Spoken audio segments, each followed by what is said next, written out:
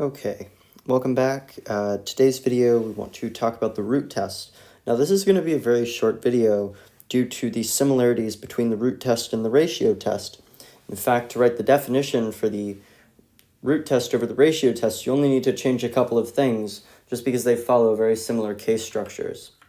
So we want to talk about the root test, and this is very helpful when we have like the whole series raised to a power. So if I have the sum of a sub n, and a sub n is equal to some series, we'll call this a sub n prime to the nth power, or something like that. And that's the series over n. Well, then, we've got another series there too. But that's what the root test is helpful for because it gets rid of this n. So let's have a look at the definition to see actually what it's like. So here's the definition. Basically, if the limit as n approaches infinity of the nth root, the absolute value of a sub n is equal to L, that L is less than 1, then the series converges absolutely, and then by definition converges flat out. So let's look at this term here. So what we have here is we have this absolute convergence that we're talking about 2 videos ago, and we're taking the nth root of it. So again, if I have the series, if my a sub n term, if my series is some a sub n to the nth power, well then this is great because if I take the root test, I'm taking the nth root of a sub n to the nth power, and then that's a sub n, which is great. That makes it a lot easier to evaluate our limits. Okay, so also we have if the limit as n approaches infinity of the nth root of the absolute value of a sub n is equal to L is greater than 1, or that limit is infinite, then the series is going to diverge. And again, this is very similar to what we talked about in the ratio test as well. And then finally, if n goes to infinity of the square root, or nth root of absolute value of a sub n equals L equals 1, then similar to the ratio test, again, the test is going to be inconclusive.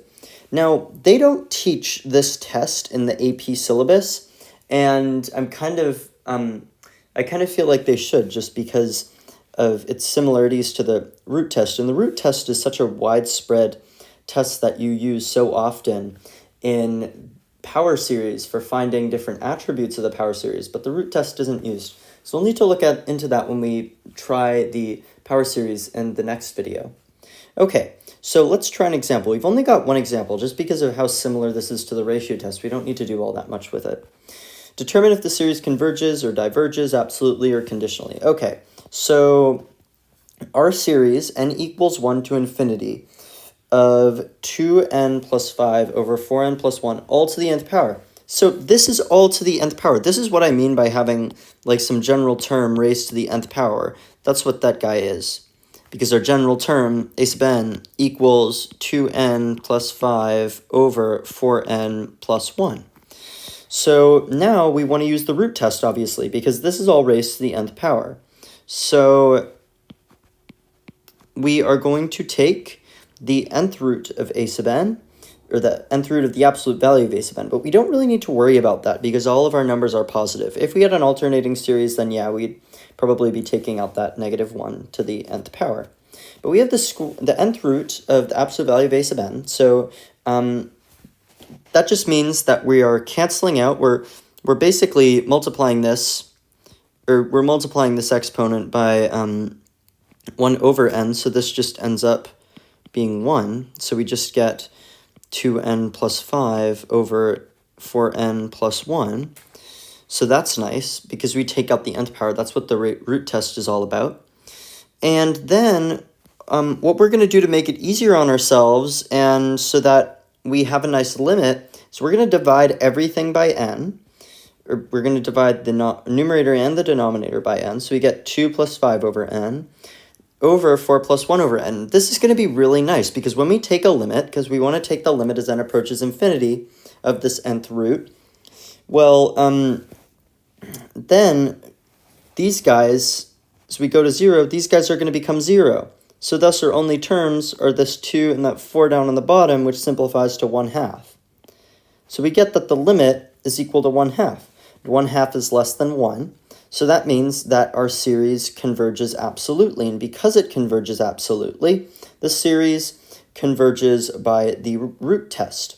Okay, so that's really all there is to the root test. So that was actually our last test for convergence. So just to summarize, we've covered the test for divergence, which is just the limit of the general series, of the general term as n goes to infinity. We covered the geometric series test, which allowed us to determine whether a geometric series converges or diverges.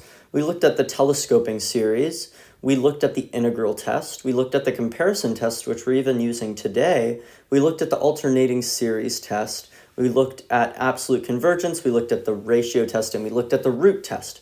So we're going to be using all of these. We're going to be applying it now in power series. So power series is using, we have these n terms here right now, but we're going to start adding x terms to this, and we're going to be able to approximate functions with these series. And that's going to be something that's really cool, but I won't get into it right now. We're going to get into it later. But that is where we are headed. And just remember, we're going to be using these series tests, especially the ratio test, in future videos. So thank you so much for watching.